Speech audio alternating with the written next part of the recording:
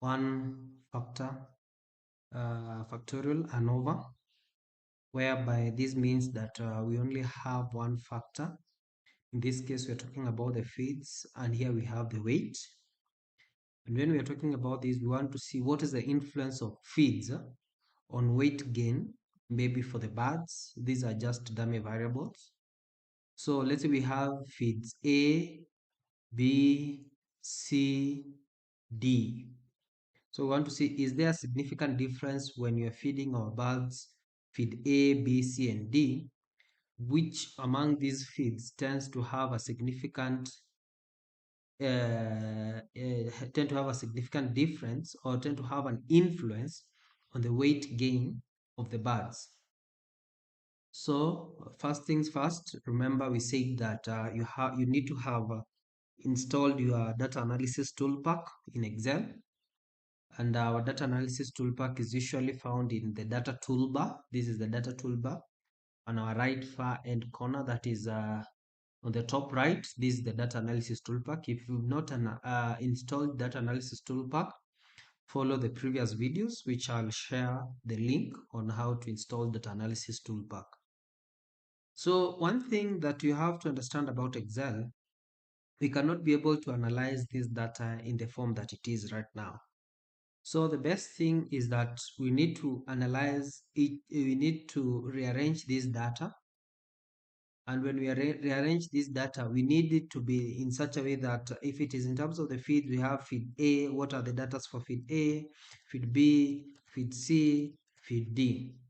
So this factor here, our factor is feeds, and then it has 4 levels, that is A, B, C, and D. Those are the levels. So you need to rearrange this data such that it looks this way, such that we have feed A, all these data inputs are for feed A, all these data inputs are for feed B, and all these data inputs for C, and likewise for D.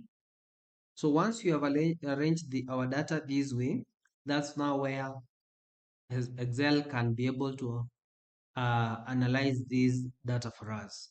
So let's go to data, then data analysis. So data analysis, here we have all these tools.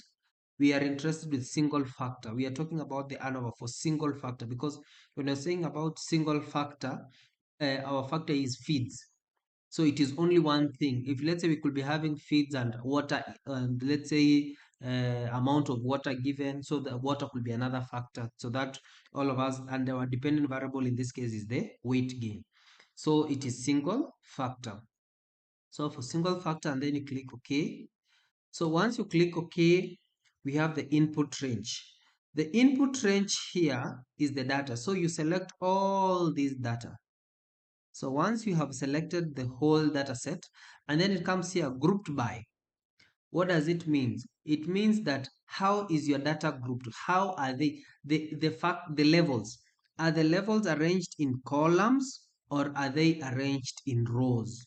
So in our case, we have arranged A, B, C, D. Those are our feed levels. So if our feed levels are like that, so we can say that our data has been grouped by columns. But in the sense, let's say for example, it could have been this way.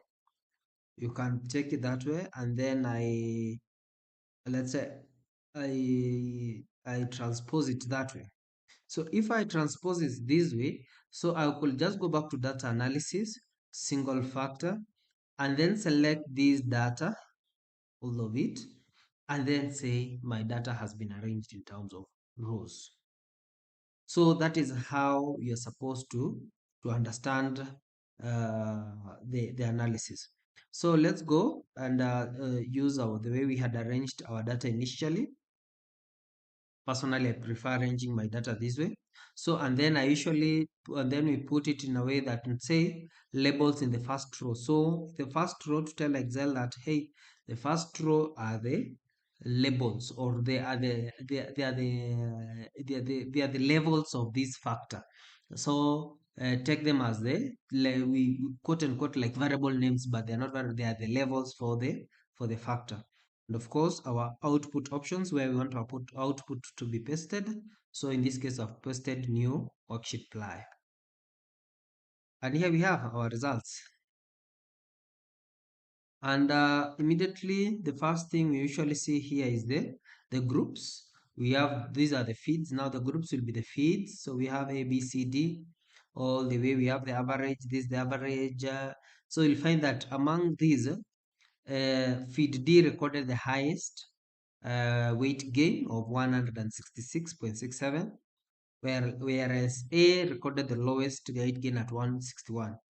But when you go to ANOVA, now this is the importance of ANOVA. We want to say, okay, yes, D is the highest, but did it record a significant difference compared to all these other groups or compared to all these other feeds? And this is where we come to interpret our results. And we get a p-value of 0.77. And let's say, for example, our significance level was 5%, which is 0.05. So comparing these and these, you'll find that our p-value is higher than the significance level. Therefore, we fail to reject the null hypothesis and say that the weight gain across all the fields is equal. So whether you use A, B, or C, or D, the weight gain of the birds will be